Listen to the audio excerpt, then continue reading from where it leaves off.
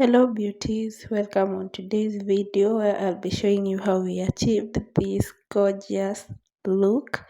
Hope you're going to try it. Thank you so much for always taking your time to watch my videos. I really do appreciate it. And for those who have not subscribed yet, I would love to have you here. So don't forget to give this video a like, share with friends and family, and of course subscribe if you have not. See you on the next one. Enjoy.